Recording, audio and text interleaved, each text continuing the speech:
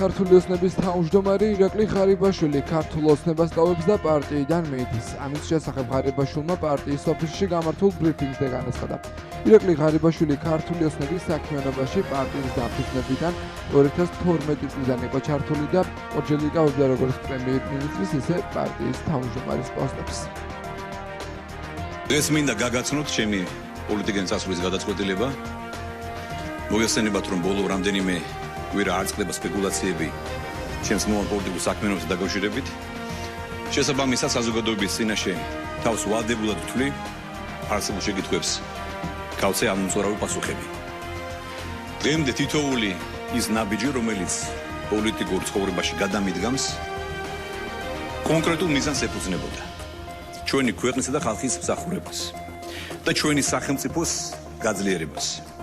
შესაბამისად, ჩემი მთავარი мотиваციაც, როგორც ამ ქვეყნის ერთ-ერთი პატრიოტის, ყოველთვის იყო სამშობლოს სიყვარული და აქედან გამომდინარე, ჩემი გულწრფელი და ძლიერი სურვილი, რომ ერთი მყარი აგური მეც დამედო ჩვენი ქვეყნის გასაძლიერებლად.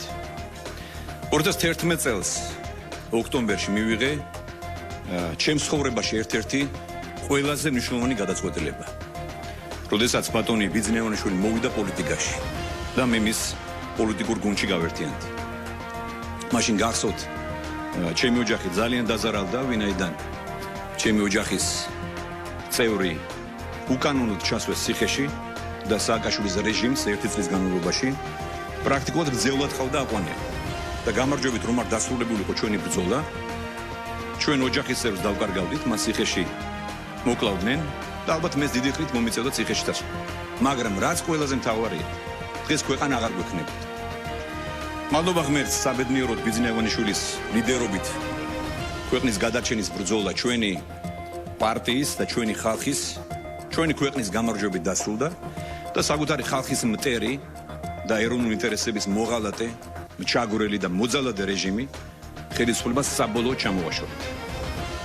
2012 წლის ოქტომბრიდან დღემდე მე წილად მოხდა პატივი ბიძინევანიშვილის გუნდთან ერთად აქტიურად მემუშავა ჩვენს ქვეყანაში მშვიდობის, სტაბილურობისა და განვითარების უზრუნველყოფისთვის. ქართული სახელმწიფოს სუვერენიტეტის გაძლიერებისა და გამყარებისთვის. ჩვენი ქვეყნისა და ხალხის ინტერესების დაცვისთვის. მოგესალმებით, რომ ამ პროცესში ორჯერ ვიყავი პრემიერ-მინისტრი, შინაგან საქმეთა მინისტრი, თავდაცვის მინისტრი. ხოლო ბოლო 1 წელიწადზე მეტია ქართული ოცნების თავმჯდომარის პოზიციიდან ვემსახურები საქართველოს. მე ნამდვილად მეამაყება, რომ სხვადასხვა მნიშვნელოვანი თანამდებობებზე ჩემი საქმიანობის პერიოდში თავდაუზოგავად ვიშრობ. გუნდთან ერთად ბევრი საქმეს გავაკეთე და ბევრი გამოწვევაც დავძლიეთ. სწრაფ ეკონომიკურ განვითარებასთან ერთად უზრუნველყავით მშვიდობა, სტაბილურობა და ქვეყნის განვითარება. გავაძლიერეთ და გავამყარეთ სახელმწიფოს სუვერენიტეტი და დამოუკიდებლობა. მე ყოველთვის ყველა თანამდებობიდან ერთგულად და უკომპრომისოდ ვიცავდი ჩვენი ქვეყნის ეროვნულ ინტერესებს. და დღეს თავისუფლად შემიძლია ვთქვა, რომ რამდენადაც ეს შევძლებ და მოვახერხე. უფლის შეწევნით და წყალობით პირნათლად მოვიხადე ჩემი ვალი ჩვენი ქვეყნისა და ხალხის წინაშე, ასევე ჩვენი პარტიის წინაშე. რითაც ჩემი მოკრძალებული წვლილი შევიტანე ჩვენი სახელმწიფოს გაძლიერების საქმეში. მე არაერთხელ მithქვამს, რომ არც ერთი თანამდებობა არ არის მარადეული და არც ერთი თანამდებობა არ ყოფილა ჩემი თვითმიზანი. ეს შემთხვევით ყოველთვის იყო ჩვენი სამშობლოსა და ხალხის მსახურების შესაძლებლობა. ასე იყო 2015 წლის დეკემბრის ბოლოს, როდესაც პრემიერ-მინისტრის თანამდებობა დავტოვე 23 წლის ასაკში და პოლიტიკიდან გავედი. ასე იყო მაშინაც, როდესაც 2019 წელს პოლიტიკაში დავბრუნდი და ქართული ოცნების გუნდთან ერთად განვაგრძე ერთად დაწყებული საქმე. ასე იყო შარშან, როდესაც მეორედ დავტოვე პრემიერ-მინისტრის თანამდებობა და ასეა დღესაც, როდესაც მეორედ ტოვე პოლიტიკას. დღეს ქართული ოცნება საბოლოოდ ჩამოყალიბდა ერთიან და ძლიერ პოლიტიკურ ძალად. და ბუნებრივი ამაში განსაკუთრებული როლი აქვს ჩვენი პარტიის დამფუძნებელს და საპატიო თავმჯდომარეს ბატონ ბიძინევანიშვილს, რომელიც არის ქვეყანაში მშვიდობისა და სტაბილურობის გარანტი. მან ყველაზე კრიტიკულ მომენტში შეძლო გუნდის კონსოლიდაცია, შეინარჩუნა ერთიანობა, მისი ლიდერობით კი ქართულმა ოცნებამ ქვეყანას საზოგადოებას უდიდესი საფრთხეები ააცინა და ქვეყანა გადაარჩინა. დამოუკიდებლად მოუტანა ხელშესახები პროგრესი და განვითარება ყველა სფეროში და ყველა მიმართულებით. ამ ფონზე მიმაჩნია, რომ ის საპატიო მისია, რომელიც მე თავის დროზე პოლიტიკაში დაბრუნებისას ჯერ თავდაცვის მინისტრად და შემდეგ უკვე მეორედ პრემიერ-მინისტრად დანიშნულ და ბოლოს უკვე პარტიის თავმჯდომარედ არჩევით დამეკისრა ჩვენი პარტიის დამფუძნებლის და გუნდის მხრიდან, შეიძლება ითქვას, რომ უკვე შევასრულე. ახლა ვეღარ ვხედავ პარტიის თავმჯდომარედ და ზოგადად პოლიტიკაში დარჩენის საჭიროებას, სწორედ ამიტომ მივიღე გადაწყვეტილება დავტოვო ქართულ ოცნების თავმჯდომარის პოსტი და პოლიტიკიდან გავიდე. საკუთარი ქვეყნის სამსახური კი სხვა პოზიციიდან განმაგრძო. რა თქმა უნდა, მე კვლავაც 2012 წლის 1 ოქტომბრის გამარჯვების თავარი მონაპოვარის იდეალების, ღირებულებებისა და პრინციპების ერთგული ვარ, რომელსაც მთელი ჩემი პოლიტიკური საქმიანობა უკავშირდება. შესაბამისად ვრჩები როგორც ბატონი ბიძინა ივანიშვილის გუნდის, ისე ჩვენი ქვეყნის 26 მაისთან დაკავშირებით სალომე ზურაბიშვილის მიერ დაანონსებული ახალი გეგმა განხილვის თემაა პოლიტიკურ სპექტრში. ყოფილი პრეზიდენტის დამოუკიდებლობის დღის აღნიშვნის მოსამზადებლად სპეციალურ კომიტეტს ქმნის. სალომე ზურაბიშვილის განცხადებით, კომიტეტში საზოგადოების წარმომადგენლები გაწევრიანდებიან. 26 მაისის აღნიშვნის ადგილად მან რუსთაველის გამზირი დაასახელა და ხაზი გაუსვა, რომ ქვეყნის დამოუკიდებლობა ახლად საფრთხეშია. ოპოზიციის ნაწილისთვის მისასალმებელია ზურაბიშვილის ინიციატივა და აცხადებს, რომ მესხე ეროვნული დღესასწაულია და ყველამ ერთად ქართულ ხალხთან ერთად უნდა იზრდოს. ნაციონალურ მოძრაობაში აცხადებენ, რომ ზურაბიშვილის მიერ დაანონსებულ ახალ ინიციატივაში მონაწილეობას ამ ეტაპზე არ გეგმავენ. ექს-პრეზიდენტის განცხადებას დესტრუქციულს უწოდებენ მართლ გუნდში.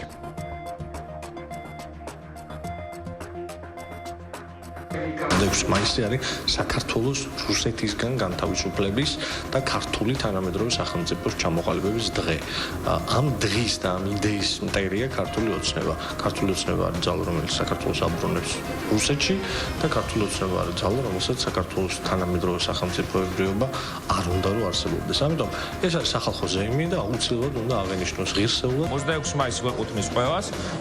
ნაციონალურ მოძრაობას აქვს ჩამოყალიბებული პოზიცია, რომ რასახელიც არ უნდა შეეცვალოს სალომე ზურაბიშვილის გარშემო არსებულ რაღაც აი ამ შეკრებებს ჯერჯერობით ვერავით არა აზრს ვერ ხედავთ აქ მონაწილეობის 5 თვის განმავლობაში ჩვენ ვიყავით ამის თანამონაწილეები 26 მაისს ვიქნებით აქტიურად წარმოდგენილი რუსთაველის გამზირზე და ეს არ იქნება რაღაც მანიფესტაციური ხასიათის 26 მაისი ეს არის სახალხო ზეიმის დღე ჩვენ უნდა დავიცვათ ის თავისუფლება და დამოუკიდებლობა რაც მივიღეთ ჩვენი წინაპრებისგან ამაზე ინფორმაცია არ გვაქვს ჩვენ გუშინ არ ვესწრებოდით შეხვედრას ამიტომ ალბათ თვითონ გააკეთებს განცხადებას უბრალოდ უფრო მეტი დეტალი გახდება მის მხრიდან ცნობილი საზოგადოებისთვის არ ვიცი ვის როგორ უნდა უგზავნოს სადმე მისვლა მაგრამ ნუ ამაზე ალბათ თავად გააკეთებს მეტ განმარტებას გადაგასულ პრეზიდენტს არავინ იკითხება 26 მაისის აღნიშვნა თქვენი დაგეგმილია ღონისძიებები მთელი საქართველოს მასშტაბით და რა თქმა უნდა საქართველოს ყველა მოქალაქეს ყველა მუნიციპალიტეტში ექნება საშუალება აღნიშნოს ქვეყნის თავისუფლების და დამოუკიდებლობის დღე რაც შეეხება ამის წარდგენას ყველას კარგად გვახსოვს როგორ წარდგა შობა და ახალი წელი თბილისის ბავშვის ოპოზიცია და რა მოხდა 9 აპრილს როცა ყველაფერი გააკეთეს იმისათვის რომ ადამიანებს არ ქონოდათ საშუალება 9 აპრილის მიღებისთვის პატივი მიიღოთ ამიტომ ნებისმიერი ასეთი ქმედება არის ჩვენთვის მიუღებელი ეს არის კიდევ ერთხელ დადასტურება იმისა რასაც ჩვენ ვამბობთ რომ ისინი არიან სამშობლო ადამიანები რომლებსაც არაფერი ღირებული და ძვირფასი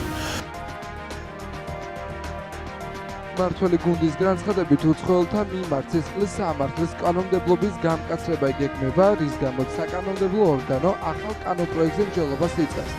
ცნობების პაკეტით 18 კანონს შეეხება. შინაგან საქმეთა სამინისტროს მიერ მომზადებული და პარლამენტში წარდგენილი საკანონმდებლო პაკეტის ფარგლებში უცხოელის მიერ დანაშაულის ჩადენის შემთხვევაში სასჯელის ახალი სახე იარსებებს, რომელიც საქართველოდან გაზრებას და განსაზღვრული ვადით შემოსავლის აკრძალვას გულისხმობს. შესაბამისი ცვლილებები სისხლის სამართლის კოდექსში შედის. სასჯელის სახით დანაშაული საქართველოში შემოსვლის აკრძალვაზე დანაშაულთა კატეგორიის მიხედვით განსხვავებული ვადებით გინდება. კონკრეტულად ნაკლებად მძიმე დანაშაულის ჩადენის შემთხვევაში უცხოელ შეიძლება დაენიშნოს საქართველოში შემოსვლის აკრძალვა 2-დან 10 წლამდე ვადით. ხოლო მძიმე ან განსაკუთრებით მძიმე დანაშაულის ჩადენის შემთხვევაში 5-დან 20 წლამდე ვადით. ასევე დაგეგმილია ჯარიმების გაზრდა საქართველოს ტერიტორიაზე ყოფნის წესების დარღვევის გამო. ქართული ოცნების პირობებში რა განზრა ხვადებს, იმიტომ რომ ის საკანონმდებლო პაკეტები, რომელსაც ქართული ოცნება იღებს, არის რეპრესიული დანიშნულების მატარებელი როგორც წესი და ამასაც სავარაუდოდ რაღაც ესეთი დანიშნულება აქვს. ეხლა მე სიღრმეებში ვერ შევალ, არ ვიცნობ თავად ამ საკანონმდებლო ინიციატივას. ზოგადად ამ საკანონმდებლო ინიციატივაში მე ვერაფერს ცუც ვერ ხედავ, მაგრამ ქართული ოცნება დარწმუნებული ვარ მოახერხებს და უარყოფითად გამოიყენება. ზოგადად სისხლის სამართლის გამკაცრება სისხლის სამართლის პოლიტიკის გამკაცრება იმ ხელისუფლების, ეგრეთ წოდებული ხელისუფლების მხრიდან, რომელიც საკუთარ მოქალაქეებს იქცევა ისე როგორც ექცევას ცემს ქუჩაში და ამის გამო მე არავის არ სჯის. ხო, ბუნებრივია კითხვის ნიშანს აჩენს ნებისმიერი მსგავსი გადაწყვეტილების მიმართ. არსებობს გამოწვევები უცხოელებთან დაკავშირებით, რომლებიც არიან საქართველოში და ჩვენ ნახეთ სამწუხაროდ ძალადობრივი აქციების დროს რამდენიმე უცხოელი იქნა დაკავებული.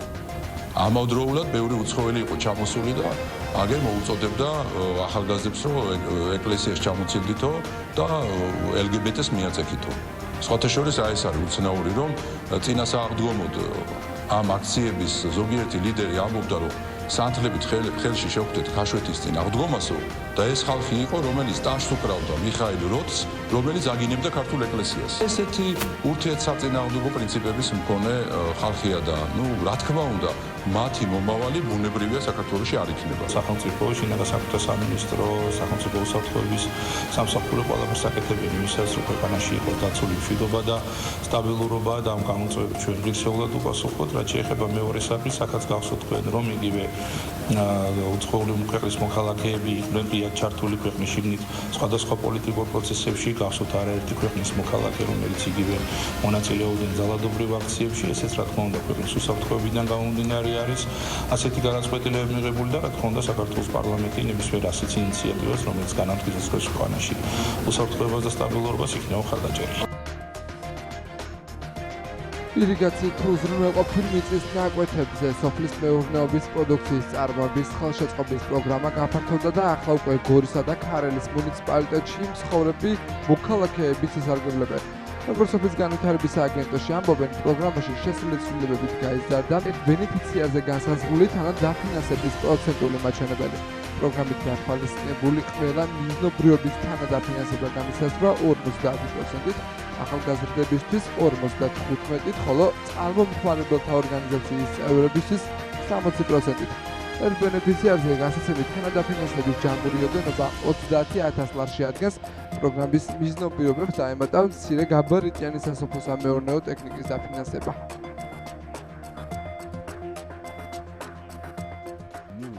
განახლდა ირიგაციით უზრუნველყოფილი ნაკვეთების დანადაფინანსების პროგრამა.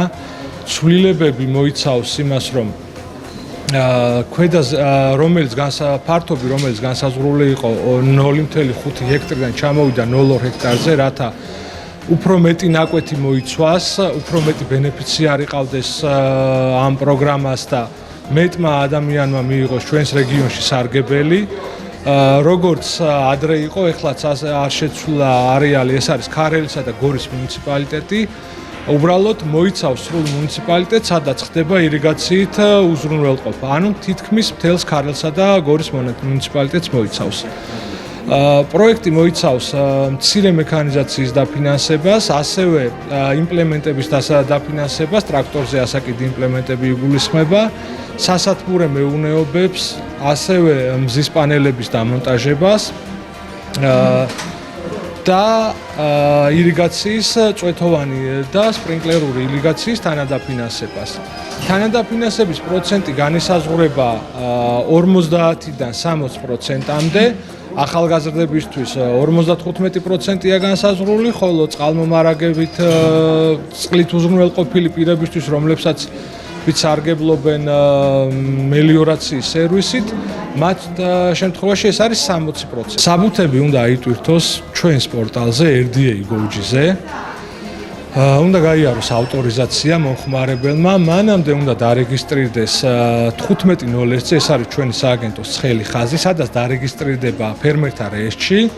ხოლო შემდგომში შეიძლება თავისი უნიკალური პაროლითა და მომხმარებლის სახელით გაიაროს რეგისტრაცია ჩვენთან პორტალზე და ატვირთოს თვითონვე ეს საბუთები. საკმაოდ მარტივი პროცედურაა, ყველა ველში მითითებულია რა საბუთი სად უნდა აიტვირთოს. გარდა მაგისა, დამატებით ინფორმაციის მისაღებად შეუძლია ეწვიოს ისევ ჩვენს პორტალს RDA Gouji-ს, ან მოგმართოს შიდა ქართლის რეგიონულ სამსახურს, რომელიც მდებარეობს გორში, მერიის შენობაში, სადაც მიიღებენ ამ პროგრამის შესახებ ამოწურავ ინფორმაციას. განსაკუთრებით დაცულ ლანდშაფტში რეინჯერის ბიბლიოთეკა გაიხსნა, რომელიც გარემოს დაცვითი და კულტურული ცოდნის გაზიარებას ემსახურება.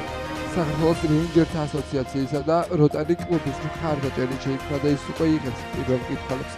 ბიბლიოთეკაში თავმოყრილია ლიტერატურა, რომელიც ბუნების დაცვას, ეკოლოგიას, მცენარეთა კულტურების, ცხოველთა სახეობასა და კულტურულ მემკვიდრეობას ეხება. მათთვის სააგენტოში ამბობენ, რომ წიგნადი ფონდი რეინჯერებისთვის არა მხოლოდ პროფესიული განვითარების საშუალებაა, არამედ ისის შესაძლებლობას, რომ ადგილობრივებმა მოსწავლეებმა, სტუდენტებმა კვლევარებმა თუ უბრალოდ ბუნებით დაინტერესებულებმა მოქალაქეებმა უკეთ გაიცნონ გარემო, რომელშიც ცხოვრობენ. რეინჯერის ბიბლიოთეკა ყოველთვის ღია სექცია, რომელიც ცოდნას რეალობას უკავშირებს და ამით ბუნების დაცვის საერთაშორისო საქმეში თითოეულ ადამიანს მნიშვნელოვან როლს ანეჭებს. ტანისა თეზმის დაცულ ლანდშაფტში იქნება ახალი ბიბლიოთეკა, სახელწოდებით რეინჯერის ბიბლიოთეკა, რომლის მიზანია რეინჯერებს მივაწოდოთ განსხვავებული და მათთვის საჭირო ინფორმაცია და ცოდნა სხვადასხვა მნიშვნელოვან საკითხთან დაკავშირებით. ეს შეიძლება ეხებოდეს გარემოს დაცვას, ეკოლოგიას, ეკოტურიზმს და ასე შემდეგ. მოკლედ ეს სიკეთე შესაძლებელი გახდა როტარი კლუბის და საქართველოს რეინჯერთა ასოციაციის მიერ. მადლობას ვუხდი ამ ორგანიზაციებს აქტიური თანამშრომლობისთვის. სამომავლოდ გეგმავთ, რომ ეს ბიბლიოთეკა გავაფართოვოთ და ჩვენს ბენეფიციარ ახალგაზრდებსაც ჰქონდეთ წვდომა და შესაძლებლობა, რომ გაეცნონ ამ ლიტერატურას და მიიღონ მათთვის საინტერესო საკითხებთან დაკავშირებით საჭირო ინფორმაცია. უნდა მიიღოს თუ არა ოპოზიციამ თვითმმართველობის საარჩევნებში მონაწილეობა. მოსახლეობის ნაწილის პოზიცია ამ საკითხზე უკიდურესად კრიტიკულია. ჩვენმა გადამღებმა ჯგუფმა მოქალაქეები გორის ქუჩებში შემთხვევითი შერჩევის პრინციპით გამოგითხა. ცნობისთვის თვითმმართველობის არჩევნები 4 ოქტომბერს გაიმართება, თუმცა ჯერ ისევ არ არის გარკვეული, რომელი ოპოზიციური პარტია მიიღებს მონაწილეობას. ერთადერთი პარტია, რომელიც არჩევნებისთვის ემზადება გირშია, გახარია საქართველოსთვის წევრები კი ჯერჯერობით კონკრეტულ გადაწყვეტილებაზე არ საუბრობენ. სააკაშვილს ნახდათ არ დაუჭერ ხარს, იმიტომ მაგამ ძალიან დიდი ისინი გააკეთა. ერი გაანახევრა და როგორ უნდა დაუჭირონ მხარი აზიარა. ახალგაზრდები არიან ქართველები და ჩვენი ქართველები მიიღებენ მონაწილეობას და გაუძღვებიან. ისინი არა, ვინც საქართველოს დაღუპა. და შეიძლება ოპოზიციათა, პოზიციათა, რატო ერთი მუჭა ხალხი ვარ ჩილოდა ჩვენ? ნამდვილად უნდა მიიღოს მონაწილეობა ჩემი აზრით. ოპოზიცია, პოზიციას მოსაშორება. вообще არა მინიმუმი. არანაირი, მარტო თავად ჯიბერის სფეროზე მიცხოვრებს. თუ კონკურენციაზე მიდის საუბარი, სხვა ძალამ უნდა მიიღოს მონაწილეობა. იმას გულისხმობ, რომ რეალურად ანუ საქართველოს ყველა პოლიტიკოსი უნდა ფიქრობდეს კარგს და არა იმაზე ბრწყალებში ვინ როგორ ამოისოს ჯიბები. ოპოზიციას ხედავთ რუსთაველზე, ოპოზიციას ხედავთ ტელევიზიებში და რეალურად კარგი არაფერი. სამწუხაროდ არაფერი. იმიტომ რომ რეალურად მშვიდობა, ეკონომიკური წინსვლა, დესტაბილიზაცია, პოლიტიკური სიმშვიდე, ქვეყნის გეოპოლიტიკა ზე საერთოდ არ ფიქრობენ. მხოლოდ სამწუხაროდ ფიქრობენ ფულზე და მეტი არაფერი. სოფლიო სტანდარტია და ეს უნდა იყოს ოპოზიცია. ერთადერთი სხვა აზრია, როგორც თქვენი შეჩვენა. უნდა იყოს ოპოზიცია, რომ ჯანსაღი, აი გონივრული სახელმწიფოს გამოადგენს და ხალხსაც გამოვა. აი ესეთი ოპოზიცია ვერ გაიმარჯვებს, ვერ ასწორდეს. სანამ საქართველოა და ქართველები არიან, მე ქართველი ვარ და ყოველთვის ვიქნები ქართველების მხარეზე და ოპოზიციამ რა უნდა გააკეთოს? ყველა თავის ჯიბეებით არის. ეხლა არავინ არ მოვა, არავინ მოგიკაკულებს კარებს და შვილს არ წაიყვანენ და იმას არ წაიყვანენ. ციხეებში თუ არაფერი დააშავა და ეგენი უდანაშაულო ხალხსაც იჭერდნენ. საზიძღარი იყო სააკაშვილის რეჟიმი. ხმამაღლა ვიტყვი ყოველთვის და არც მეშინია. ნამდვილად უნდა მიიღოს. რატომ და იმიტომ რომ უნდა გამოსწორდეს ეს ქვეყანა რა. ბოლო-ბოლო როდემდე ვიყოთ ეს. ისე რომ გითხრათ მე არ მინდა რომ ოპოზიცია მიიღოს მონაწილეობა. ისინი იღებენ საზღვარგარეთიდან ფულს, თავიანთ ჯიბეებისთვის იყენებენ და მოსახლეობაზე არავინ არ აფიქრობს. ეთყობა არ აწყობთ და იმიტომ. ვერ გაიმარჯვებენ და იმიტომ. ვინ დაუჭერთ? არავითარ შემთხვევაში. დემოკრატია თუ არის ეგრე უნდა იყოს. ყველა პარტია უნდა მიიღოს მოწმობა. ვინ დაუჭერთ მხარს ოპოზიციას? მე არ ვერე პოლიტიკის საქმეებს. ვიზა ლიბერალიზაციის შეჩერების პროცედურის გამარტივებასთან დაკავშირებით ბრიუსელში მიმდინარე განხილვა კვლავ შეფასებების თემაა თბილისში. ხელისუფლების ოპონენტები ვიზა ლიბერალიზაციის მნიშვნელობაზე ამახვილებენ ყურადღებას და აცხადებენ, რომ ეს არის კავშირი ცივილიზებულ სამყაროსთან და ქართული ოცნების პირობებში საქართველო იზოლირებული ხდება. ქართულ ოცნებაში კი აცხადებენ, რომ ვიზა ლიბერალიზაციის საკითხთან დაკავშირებით ბრიუსელში დაწყებული პროცესები კიდევ ერთხელ მიუთითებს იმაზე, რომ გარკვეული ძალები ცდილობენ კონკრეტული ქვეყნების მიმართ მნიშვნელოვანი მექანიზმები შანტაჟის ზრდისთვის გამოიყენონ.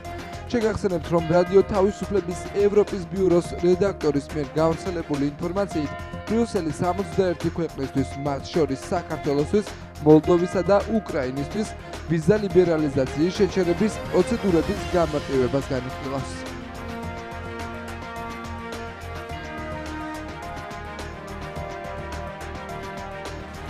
ჩვენ ვხედავთ, რომ ამოქოქილი აქვს სრული სიმძლავრით ანტიევროპული კამპანია და როდესაც ასეთი ფონი არის, როდესაც ქმედებებითაც და ღირებულებებითაც ეს ხალხი შორდება ევროკავშირს და საკუთარ მოქალაქეებს ფიზიკურად უსწორდება აი ესეთი მძიმე ფორმებით, რასაკვირველია, ჩვენ აღმოჩნდით იმ რეალობის წინაშე, სადაც ქვეყანამ და ხალხმა შეიძლება დაკარგოს ვიზა ლიბერალიზაცია და ამ დიდ ევროპულ სიკეთეზე წვდომა.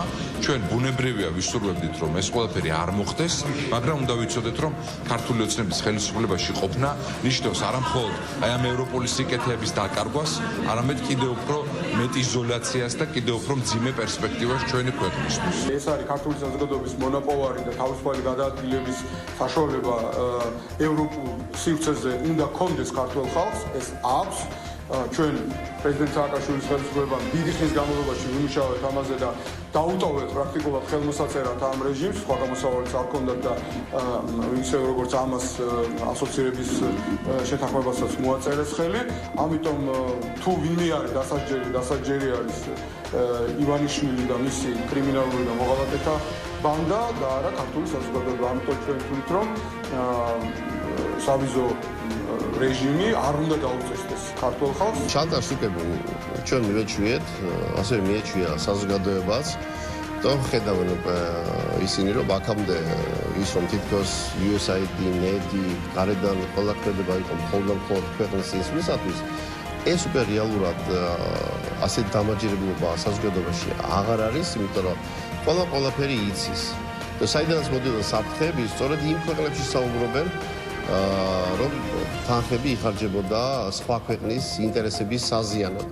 ისე რომ ეს ინსტრუმენტიც თუ იქნება გამოყენებული, რა თქმა უნდა ეს ვერ იქნება შედეგის მომტანი იმ კუთხით, რომ საქართველოს საზოგადოება საკუთარი ქვეყნის მორჩილებას მოაწერს ხელს. ევროკავშირში დაწყებული პროცესები ვიზა ლიბერალიზაციის საკითხთან დაკავშირებით, გადაწყვეტილების მიღების გამარტივებასთან დაკავშირებით კიდევ ერთხელ მიუთითებს იმაზე, რომ არიან ძალები, რომელთაც უნდათ მნიშვნელოვანი მექანიზმები შანტაჟისთვის გამოიყენონ კონკრეტული ქვეყნების მიმართ. მიუხედავად ამისა, ჩვენ გვაქვს მხოლოდ პოზიტიური მოლოდინი გამომდინარე იქიდან, რომ საქართველოს სრულფასოვნად ასრულებს ვიზა ლიბერალიზაციის შეთანხმებით ნაკის ვალდებულებას. ეს არის მოპოვებული ძალიან მნიშვნელოვანი შესაძლებლობა ჩვენი მოქალაქეებისთვის, რომელიც მოქალაქეების მიერ არჩეული ხელისუფლების საქმიანობის შედეგად და განხორციელებული რეფორმების შედეგად იქნა მიღწეული.